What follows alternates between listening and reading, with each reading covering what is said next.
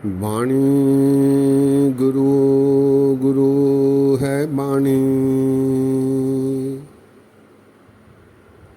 विच बाणी अमृत सारे।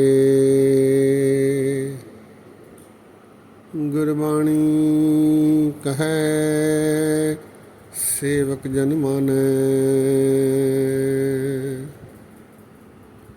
पर थक गुरु निस्तारे। बाणी बिरलो विचार सी, जे को गुरमुख होए। ए बाणी महापुरख की, निज घर वासा होए।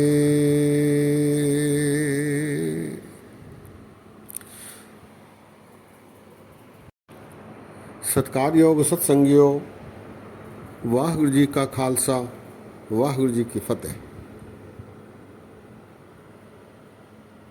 ये 4 पंक्तियाँ, जिनमें पहले 2 पंक्तियाँ श्री गुरु रामदास जी की हैं। नट राग में महाराज के 6 अष्टपदियाँ हैं। चौथी अष्टपदी का 5वां पद, ये पहले 2 पंक्तियां हैं। बाणी गुरु गुरु है बाणी, विच बाणी अमृत सारे। गुरबाणी कहे सेवक जन माने, पर थक गुरु निस्तारे। 982 अंग पर यह बाणी शोभायमान है। अगली 2 पंक्तियां जो आई हैं, बाणी बिरला विचार सी, जे को गुरमुख होए। एह बाणी महापुरख की, निज घर वासा होए। ये पंक्तियां श्री गुरु नानक देव जी महाराज जी की हैं। उनकी बाणी है दक्षिणी ओंकार। 935 अंग पर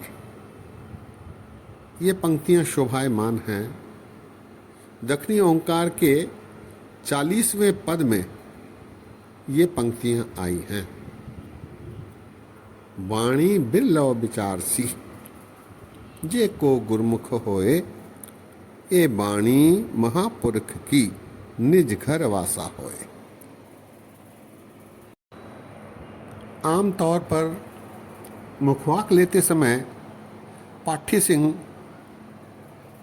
इन पंक्तियों को पढ़ा करते हैं। वास्तव में ये पंक्तियां मनुष्य के जीवन के उद्देश्य को दर्शाती हैं। मनुष्य इस संसार में सफलता प्राप्त करने के लिए आया है, जीतने के लिए आया है, पास होने के लिए आया है, उत्तीर्ण होने के लिए आया है। और सफलता प्राप्त करने के लिए, उत्तीर्ण होने के लिए उसे परीक्षा देनी होती है।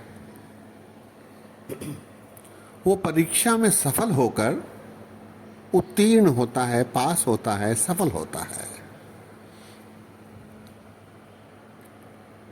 मनुष्य का सारा जीवन एक परीक्षा है। इस परीक्षा की तैयारी उसे गुरु करवाते हैं। गुरु मनुष्य को परीक्षा की तैयारी करवाने के लिए वाणी के रूप में सिलेबस रखा गया है। मनुष्य जीवन पर्यंत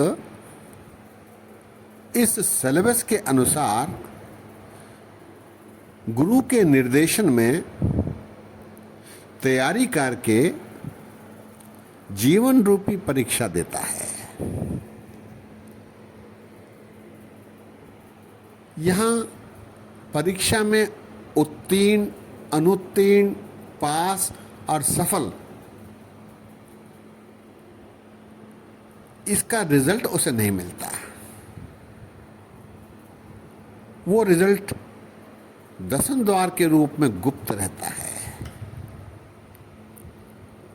इसीलिए प्रायः मनुष्य इन परीक्षाओं को गंभीरता से नहीं लेते। इन दो पंक्तियों में महाराज कहते हैं, बाणी गुरु, गुरु है बाणी, विच बाणी अमृत सारे, गुरबाणी कहे सेवक जन माने, परथक गुरु निस्तारे। गुरु वाणी पढ़ाते हैं, समझाते हैं, उसके अनुसार मनुष्य चलता है, चलकर उसका निस्तारा होता है। सेवक जन माने, सेवक गुरबाणी में दिखाए गए निर्देशों को मानता है और फिर जीवन में परीक्षा देता है। ऐसा नियमित रूप से इस संसार में आजकल नहीं हो रहा। हम गुरुद्वारे आ रहे हैं, पाठ सुन रहे हैं, पाठ कर रहे हैं, वाणी सुन रहे हैं और वापस जीवन में उसका उपयोग नहीं कर रहे, जिसके कारण हम परीक्षा में सफल होने से पीछे रह सकते हैं। सत्संगत में जो गुरबाणी ने उपदेश दिए हैं गुरु के माध्यम से, उन पर हमें चलना है। केवल सिलेबस पढ़कर समाप्ति नहीं हो सकती। मैं रोज सुखमनी पढ़ता हूं, 5 सुखमनी करता हूं, इसका लाभ नहीं। सुखमनी में जो बातें लिखी हैं उन पर विचार करके, बाणी बिरलो विचार सी, उस पर विचारना है। गुरबाणी कहते हैं, अमृत वेला सच नाव वडियाई विचार। हम अमृत वेले नहीं उठते। साच कहो सुन लेहो सहज, जिन प्रेम कियो तिन ही प्रभु पायो। हम किसी से प्रेम करने के लिए तैयार नहीं। हम कहते हैं वो शूद्र है, वो गरीब है, वो दूसरी जाति का है। सिख पंथ कोई अकेला धर्म नहीं, ये तो उस पानी की तरह है जो किसी भी रंग में मिल जाता है, उसी रंग का हो जाता है।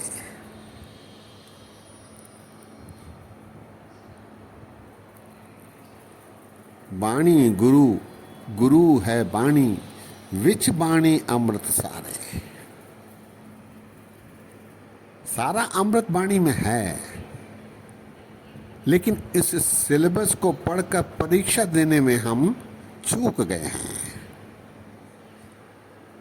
बरसों तक गुरुद्वारे जाते हैं, चंदन लगाते हैं, पाठ सुनते सुनाते हैं, कीर्तन सुनते सुनाते हैं, घर आकर उसे भूल जाते हैं। जीवन में उस वाणी को ढालने में हम पीछे रह गए हैं। आज की व्यवस्था के अनुसार हमें सच बोलना था, रिश्वत नहीं लेनी थी, मिलावट नहीं करना था, नशीली चीज़ें नहीं बेचनी थी, धोखा नहीं देना था, सूदखोरी नहीं करनी थी। हम, दास माफ़ी चाहता है, ये काम कर रहे हैं। हम गुरबाणी के ठीक उलट परीक्षा दे रहे हैं। फिर सफलता संदिग्ध ही रहेगी, डाउटफुल ही रहेगी। इसके आगे की जो पंक्तियां हैं इन पंक्तियों से ही संबंधित हैं। महाराज ने भविष्यवाणी कर दी थी कि ऐसा होगा। बाणी बिरलो विचारसी जे को गुरमुख होए, एह बाणी महापुरख की निज घर वासा होए। कोई विरले ही होते हैं जो इस सिलेबस को पढ़कर अपने चरित्र में चरितार्थ कर रहे हैं। मस्कीन जी बार बार कहा करते थे कि भक्तों की भीड़ नहीं होती और भीड़ में भगत नहीं होते। इन पंक्तियों को पढ़ने के बाद ऐसा लगता है कि ये बात सही है। बाणी बिरलो विचारसी जे को गुरुमुख होए। गुरुमुख से तात्पर्य केवल सिख नहीं, मानव, प्रत्येक जाति का मानव, चाहे वो हिंदू हो, मुसलमान हो, सिख हो, ईसाई हो, दलित हो, ऊंची जाति का हो, भारतीय हो, अमेरिकन हो, कोई भी हो, मनुष्य, उनमें जो अच्छा मनुष्य है वो गुरुमुख है, जो बुरा मनुष्य है वो मनमुख है।